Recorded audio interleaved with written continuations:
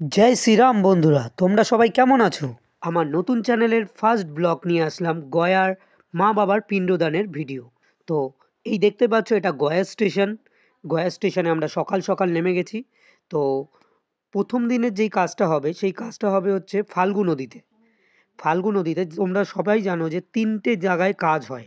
একটা হচ্ছে ফাল্গু নদীতে, একটা হচ্ছে বিষ্ণু মন্দিরে, আর একটা হচ্ছে বটবৃক্ষতে। তো আমরা প্রথম দিনে ফাল্গু নদীতে কাজ করতে যাচ্ছি। তো দেখতেই পাচ্ছ, শুধু আমি টাক নয়, এখানে সবাই যত লোক আছে সবাই টাক। পিণ্ডদান করতে আসলে টাক হতেই হবে। আর এই যে এইটা দেখতে পাচ্ছ, এটা হচ্ছে বিষ্ণু মন্দির। তো বিষ্ণু মন্দিরের ভিতর থেকেই আমরা যাব ফাল্গু নদীতে। এই চলে এসেছি ফাল্গু নদীতে। দেখতেই পাচ্ছ এইখানে হাজার হাজার মানুষ তার মা বাবার পিণ্ডদান করার জন্য এসছে।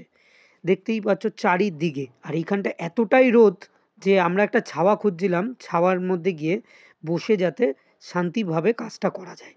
আর এই ফাল্গু নদীর কথা তো তোমরা সবাই জানো।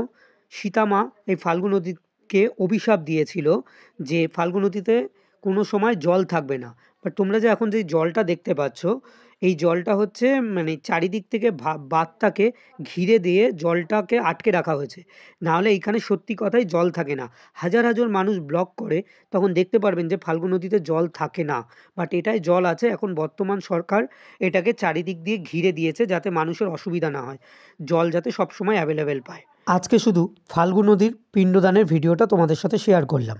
গয়ার আরও অনেকগুলো ভিডিও রয়েছে, তো তোমাদের সাথে এক এক করে আমি সব শেয়ার করব। প্লিজ একটু আমাকে সাপোর্ট করো। তোমাদের সাপোর্ট ছাড়া কোনো ক্রিয়েটার কোনো দিন দাঁড়াতে পারে না। Please support me. প্রথম দিনের কাজ শুরু হয়ে গেছে।